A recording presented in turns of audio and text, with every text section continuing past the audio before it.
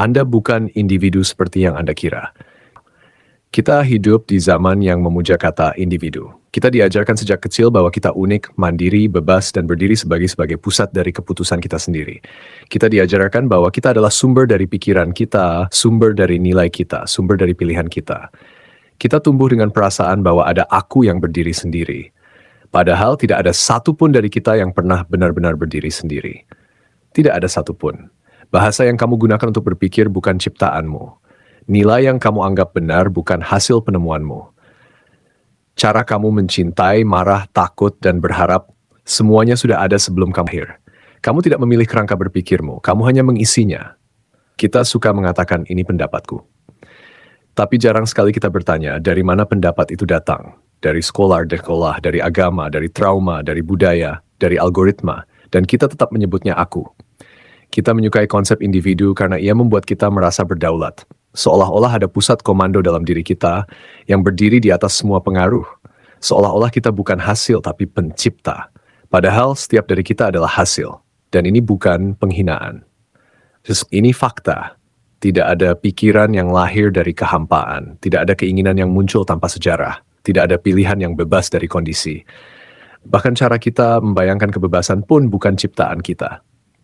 Dalam cara berpikir Spinoza, manusia bukan entitas terpisah yang berdiri melawan dunia. Manusia adalah bagian dari dunia itu sendiri. Kita bukan pengamat dari luar, kita adalah bagian dari sistem yang kita amati. Kita bukan individu yang kebetulan berada di dalam alam. Kita adalah ekspresi dari alam itu sendiri. Dan ini mengganggu. Karena jika ini benar, maka kita bukan pusat. Kita bukan pengecualian, kita bukan spesial dalam cara yang kita bayangkan, kita tidak memiliki pikiran, kita adalah proses berpikir, kita tidak memiliki emosi, kita adalah sistem yang merasakan, kita tidak memiliki keinginan, kita adalah jaringan sebab akibat yang menghasilkan dorongan. Dan ini membuat satu hal runtuh, ilusi bahwa ada inti bebas yang berdiri di luar segalanya, ilusi individu. Kita ingin percaya bahwa kita bisa memilih tanpa dipengaruhi, karena itu membuat kita merasa berkuasa. Tapi kenyataannya, bahkan keinginan untuk menjadi bebas adalah produk dari kondisi. Tidak ada yang memilih untuk ingin, mereka hanya menginginkan. Dan mengapa ini penting? Karena ketika kita percaya bahwa manusia adalah individu bebas yang berdiri sendiri, kita mulai menyalahkan tanpa memahami. Kita mulai menghakimi tanpa melihat sebab. Kita mulai membenci tanpa bertanya dari mana semuanya berasal. Jika seseorang miskin, kita berkata, itu pilihannya. Jika seseorang gagal, kita berkata, itu kesalahannya. Jika seseorang kejam, kita berkata, itu jiwanya. Dan dengan itu kita merasa benar. Padahal yang kita lakukan hanyalah menghapus konteks.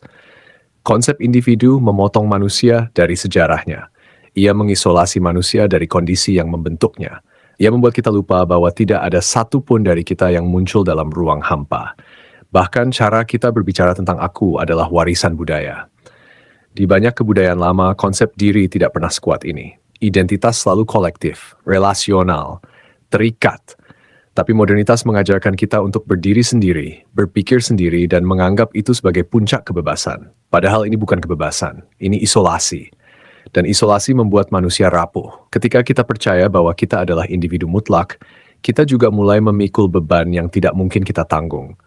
Kita merasa harus menentukan segalanya sendiri. Kita merasa harus menemukan makna sendiri. Kita merasa harus menciptakan identitas sendiri. Dan ketika kita gagal, kita menyalahkan diri sendiri. Padahal, sistem yang membentuk kita jauh lebih besar dari kita. Spinoza tidak pernah berkata bahwa manusia tidak penting. Ia justru menunjukkan bahwa manusia terlalu penting bagi dirinya sendiri. Kita terlalu sibuk mempertahankan ilusi keunikan, sampai kita lupa bahwa kita adalah bagian dari jaringan yang jauh lebih luas. Dan jaringan itu bukan musuh. Ia adalah syarat keberadaan kita. Kita tidak bisa berpikir tanpa bahasa. Kita tidak bisa bermakna tanpa relasi. Kita tidak bisa menjadi aku tanpa yang lain. Individu bukan titik awal. Ia adalah hasil. Dan ini mengubah segalanya. Karena jika individu adalah hasil, maka kita tidak bisa lagi berbicara tentang manusia seolah-olah mereka berdiri sendiri. Kita harus berbicara tentang sistem, tentang pendidikan, tentang ekonomi, tentang budaya, tentang sejarah, tentang trauma kolektif. Tapi konsep individu membebaskan sistem dari tanggung jawab. Ia membuat segalanya tampak seperti urusan personal. Ia membuat ketidakadilan terlihat seperti kegagalan pribadi. Dan itu sangat berguna bagi kekuasaan. karena lebih mudah menyalahkan orang daripada memperbaiki struktur. Konsep individu yang mutlak adalah alat politik yang sangat efektif. Ia membuat manusia merasa bebas, padahal mereka hanya terpisah. Ia membuat manusia merasa berdaulat, padahal mereka sedang diserahkan pada sistem tanpa perlindungan kolektif.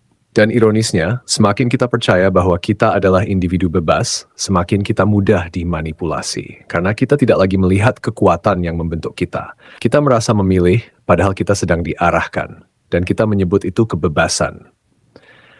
Spinoza memandang kebebasan secara berbeda. Bagi dia, kebebasan bukanlah berdiri di luar sebab akibat. Itu mustahil.